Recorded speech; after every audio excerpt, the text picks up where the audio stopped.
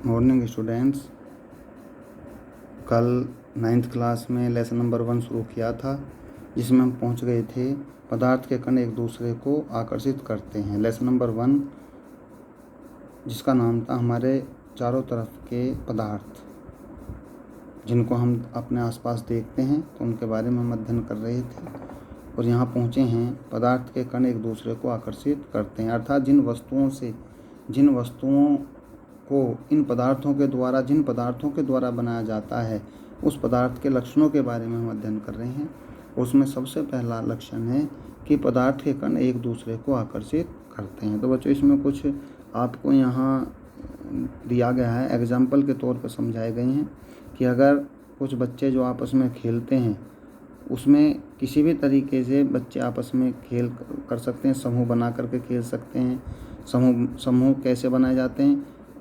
चैन बना ली जाती है, हाथ पकड़ करके बच्चे खेलते हैं, एक चैन रूप श्रृंखला जैसी बन जाती है। एक दूसरे को कस कर पकड़ कर खेलते हैं, एक मामूली सा हाथ छू करके ही खेलते हैं। तो इसमें ये पूछा गया है, तीसरा समूह इसमें हो जाएगा कि उंगली के सिरे से सिर्फ छूकर एक श्रृंखला बनाते हैं। आगे इसमें चौथा हो जाएगा कि उपरोक्त वर्णित तीनों मानव श्रृंखलाओं को तोड़कर छोटे समूह में बांटने का प्रयास किया जा सकता है। इस श्रृंखला हमने बनाई तो उसको हम एक दूसरे से तोड़ने का प्रयास कर सकते हैं। तो इसमें ये पूछा गया है कि किस समूह को तोड़ना सबसे आसान हो सकता है। एक समूह तो ऐसा है जो एक दूसरे को कस के पकड़े हुए है, पहला समूह है जो कमर से पकड़े हुए है। दूसरा समूह है जो सिर्फ उंगली के अगले सिरे से छू कर के खड़ा हुआ है। तीसरा समूह है जो एक दूसरे को अब एक तरीके से हाथ से छू कर के खड़ा हुआ है। और तो इस तरीके से 3 समूह हैं। इन तीनों समूह में से हमें ये देखना है कि अगर हम उन समूहों से नए समूह बनाएं तो किस समूह से हम आसानी से बच्चों को हटा सकते हैं, ये आपको इसमें बताना है। क्या इसमें और आकर्षण का ही आप ये एग्जाम्पल है, इसमें आप आसानी से इसको समझ सकते हैं किस समूह को तोड़ना आसान था और क्यों।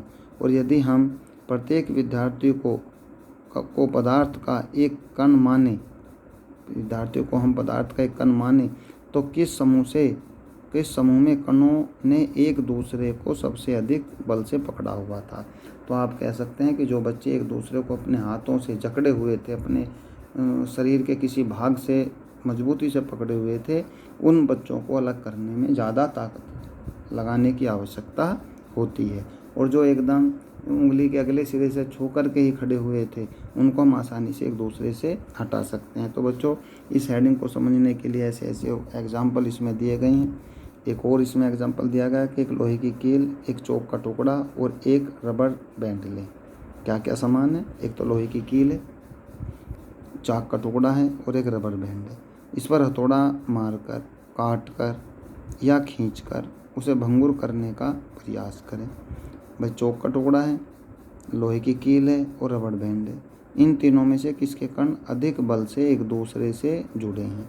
आप भी समझ सकते हो, लोहे के जुड़े हैं, चौक के जुड़े हुए हैं या रबर बैंड के जुड़े हैं। आगे पेज पलटिए बच्चों। तो इसमें आप सोच सकते हैं कि इसमें किसके जो हैं कण सबसे ज़्यादा बल से जुड़े हुए हैं। एक थाली में जल लेकर, नेक्स्ट है, एक थाली में जल लेकर उसे उंगली से काटने का प्रयास करें। थाली में जल भरा हुआ है तो उंगली उसमें घुमाइए, काटिए। क्या हम उसको आसानी से काट सकते हैं? नहीं काट सकते। क्या जल की सतह कटती है? नहीं कट सकती। जल की सतह न कटने का क्या कारण है? तो ये सब तीनों चीज़ें आपको समझनी होंगी। उपरोक्त तीनों क्रियाकलाप सुझाते हैं कि पदार्थ के कणों के बीच एक बल कार्य करता है।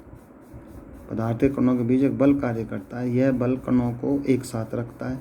इसे आकर्षण बल का सामर्थ्य प्रत्येक पदार्थ में अलग अलग होता है। जैसे लोहे की कील है या चौक का टुकड़ा है, तो बच्चों इस चौक के टुकड़े को हम आसानी से तोड़ सकते हैं, किंतु लोहे की कील को तोड़ना एक बहुत बड़ी बात होती है। रबड़ बैंड को तोड़ना बहुत बड़ी बात होती है। रबड़ बैंड पर चोट लगाते रहेंगे, किंतु अगर हम चौक पर चोट लगा दें तो वो तुरंत जो है उसके कण अलग अलग हो जाते हैं। तो ये 3 जो कंडीशन इसमें बताई गई हैं, तीनों कंडीशन में आप देखेंगे कि सभी पदार्थ या सभी वस्तुएं पदार्थ से बनी होती हैं, और जो पदार्थ के कण हैं ये कम या ज़्यादा किसी न किसी बल से लगे हुए होते हैं, बल से जुड़े हुए होते हैं, जिसको हम आकर्षण बल कहते हैं, जिससे इन पदार्थ के कण आपस में मिले हुए होते हैं। जिसमें आकर्षण बल ज़्यादा होता है उसको बहुत मुश्किल से तोड़ा जाता है या उसके टुकड़े बहुत मुश्किल से किए जाते हैं। जिनमें आकर्षण बल कम होता है उनके टुकड़े आसानी से हो जाते हैं। जैसे चौक है, चौक में आसानी से चोट मारने में चौक के टुकड़े जो हैं अलग अलग हो जाएंगे, किंतु लोहे का है, लकड़ी का बुर है, तो इनको अगर हम ज़्यादा चोट मारेंगे तभी हम इनको अलग अलग कर सकते हैं। तो इस आधार पर हम कह सकते हैं बच्चों कि जो पदार्थ के कण होते हैं, जिन कणों से मिलकर पदार्थ बना है, उनमें एक बल कार्य करता है जिसको हम आकर्षण बल कहते हैं। ये क्वेश्चन है, इन क्वेश्चनों को बाद में आपको बताया था। अब है पदार्थ की अवस्थाएं। पदार्थ जो पृथ्वी पर है वो या जिन वस्तुओं को हम आसपास देखते हैं उनमें ध्यान से देखने पर ये पता चलता है कि पदार्थ की भी 3 अवस्थाएं होती हैं, जिनको ठोस, द्रव, गैस कहा जाता है। ठोस अवस्था, गैसीय अवस्था और द्रव्य अवस्था और गैसीय अवस्था। अब इसको ठोस को समझना जरूरी है कि भाई ठोस अवस्था क्या होती है, द्रव अवस्था क्या होती है, गैस अवस्था क्या होती है। वैसे तो आप अब प्रैक्टिकली इसको आसानी से समझ सकते हैं भाई ठोस क्या है। कोई भी ठोस वस्तु को आप देखेंगे तो आप बता सकते हैं कि ठोस ही है। द्रव जो लिक्विड होते हैं सब द्रव अवस्था, गैसीय अवस्था जो गैस की अवस्था में होते हैं। किंतु यहाँ समझना बेहद ज़रूरी है। नंबर 1 आती है सॉलिड स्टेट, ठोस अवस्था। निम्नलिखित वस्तुओं को एकत्रित करें, जैसे पेन है, किताब है, सुई है, लकड़ी की छड़ है, जो भी अपने आसपास के हैं उनको हम एकत्रित कर सकते हैं। इन वस्तुओं के चारों पेंसिल घुमाकर इनके आकार का रेखा चित्र बना सकते हैं। क्या इन सभी का निश्चित आकार, स्पष्ट सीमाएं तथा स्थिर आयतन है? तो आप देखेंगे आपने पेंसिल ली है, पेन लिया है, सुई ली है, धागा लिया है, एक लकड़ी की छड़ ली है, किताब ली है, तो क्या इनके सभी के क्षेत्रफल बराबर हैं या इनका आकार बराबर है? आप देख करके कह सकते हैं आकार बराबर नहीं है। और हम इनके चारों तरफ ज़मीन में इनको रख करके या किसी पेंसिल कॉपी पर रख करके इसमें लाइन खींच सकते हैं पेंसिल के द्वारा, तो हम पाएंगे कि सभी के आकार अलग अलग हैं, ना ही कोई स्पष्ट सीमाएं हैं, ना ही कोई स्थिर आयतन है। इन पर हथौड़ा मारने, खींचने या गिरने से क्या होता है? क्या इनका एक दूसरे से विसरण संभव है? बल लगाकर इनको संपीड़ित करने का प्रयास करें तो क्या इसका संपीड़न होगा? संपीड़न का मतलब होता है बच्चों फैलना। क्या चोट लगने से वो फैल जाएंगे? तो इस तरीके से हम समझ सकते हैं कि सॉलिड स्टेट या ठोस अवस्था क्या होती है। उपरोक्त सभी उदाहरण ठोस के हैं। आपने देखा पेंसिल भी ठोस है, पेन भी ठोस है, बुक्स भी ठोस है। हम देख सकते हैं कि इन सभी का एक निश्चित आकार, स्पष्ट सीमाएं और स्थिर आयतन यानी नगण्य संपीड्यता होती है। देखिए संपीड़न तो इसमें नगण्य है, नगण्य का मतलब 0 होती है, संपीड़न फैलना। किंतु इनके आकार भी निश्चित होते हैं, इनकी सीमाएं भी निश्चित होती हैं, इनका आयतन भी निश्चित होता है, क्योंकि आप इनको जब पेंसिल खींचेंगे, पेंसिल से रखेंगे तो एक निश्चित आकार इनका हमें दिखाई देता है। अब हमें इनको जो है आगे भी हम और स्पष्ट कर सकते हैं। रबड़ बैंड को क्या माना जाएगा? क्या खींचकर इसका आकार बदला जा सकता है? क्या ये ठोस हैं? विभिन्न आकार के बर्तनों में रखने पर चीनी और नमक उन्हीं बर्तनों के आकार ले लेते हैं, क्या वे ठोस हैं? स्पंज क्या है? यह ठोस है, लेकिन फिर भी इसका संपीड़न संभव है। क्यों? ये सभी ठोस ही हैं क्योंकि बाह्य बल लगाए जाने पर रबड़ बैंड का आकार बदलता है। जब हम बाह्य बल लगाएंगे तभी रबड़ बैंड का आकार बढ़ता है, अन्यथा इसका आकार निश्चित रहता है। ऐसे ही बल हटा लेने पर वो पुनः अपनी उसी स्थिति में आ जाता है, और अत्यधिक बल हम उस पर लगाते चले जाएंगे तो वो टूट जाता है। तो ये सभी ठोस अवस्थाएं हैं, चाहे उसमें नमक है, चाहे उसमें बच्चों नमक है या रबड़ बैंड है या स्पंज है, किंतु ये इनके जो आकार और आकृति बदलते हैं वो अतिरिक्त बल लगाने से बदलते हैं। अगर हम उस बल को हटा लें तो पुनः जो है उसी स्टेज में आ जाते हैं। ये हमारी ठोस अवस्थाएं हैं। द्रव अवस्था, जिसको हम लिक्विड स्टेट कहते हैं, क्या कहते हैं इंग्लिश में? Liquid state. द्रव सबसे अच्छा उदाहरण है पानी का। बच्चों आपने देखा है पानी का उदाहरण सबसे अच्छा है कि पानी जो है द्रव्य अवस्था होती है। इसमें आप देख सकते हैं जल, खाना पकाने का तेल, दूध, ठीक है, जूस, शीतल पेय, ये सभी हमारे लिक्विड हैं। विभिन्न आकार के बर्तन, प्रयोगशाला में एक मापक सिलेंडर की ये सभी सामान होते हैं जो प्रयोगशाला के अंदर होते हैं। और हमको ये पता करना होता है जैसे जल है या तेल है, दूध है, जूस है, ये सभी इनको हम द्रव अवस्था में क्यों कह सकते हैं। आप जानते हैं कि द्रव अवस्था वह अवस्था होती है सॉलिड लिक्विड स्टेट कि इनका कोई अपना निश्चित आकार और आकृति नहीं होती। ये जिस बर्तन में रखे जाते हैं उन्हीं का ही आकार और आयतन, ये आकार और आकृति ग्रहण कर लेते हैं। अगर हम इस द्रव को गिलास में रखेंगे तो गिलास की आकृति और आकार आ जाएगा। अगर हम इसको कोई चौड़े मुंह वाले बर्तन में रखेंगे तो उसी का ही आकार और आयतन ग्रहण कर लेंगे। कहने का मतलब ये है बच्चों, ये अपने उसी बर्तन का आकार और आकृति ग्रहण कर लेते हैं जिसमें इस लिक्विड स्टेट के पदार्थों को रखा जाता है। इस तरीके से इसको हम कह सकते हैं कि इनका आकार और आकृति निश्चित नहीं होते, किंतु आयतन निश्चित होता है। जिस बर्तन में वो रखा जाएगा उसका जितना बर्तन का आयतन होगा उसी का ही आयतन ये ग्रहण कर लेते हैं। सभी जीवधारी अपने जीवन निर्वाह के लिए श्वास लेते हैं।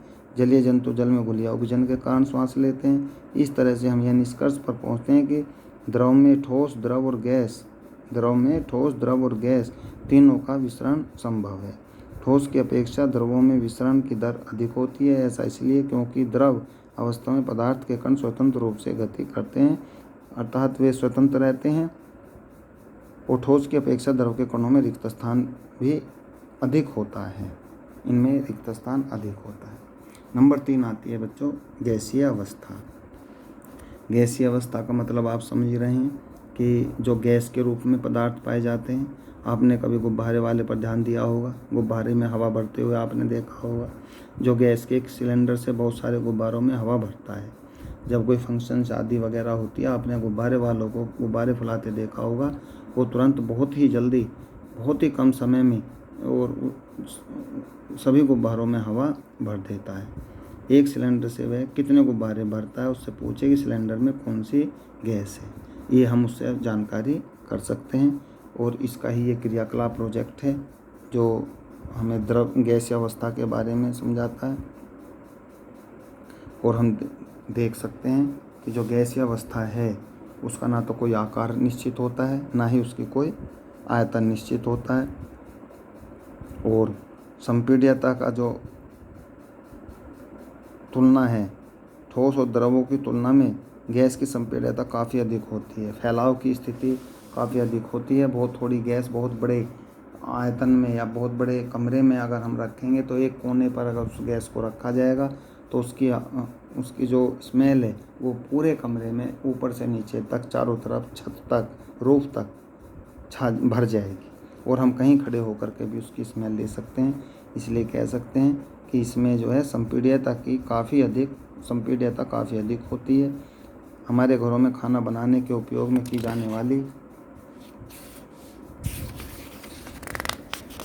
जो द्रवीकृत पेट्रोलियम गैस है, जिसको हम LPG के नाम से जानते हैं बच्चों, आप सभी जानते हैं, ये भी लिक्विड स्टेट में होती है।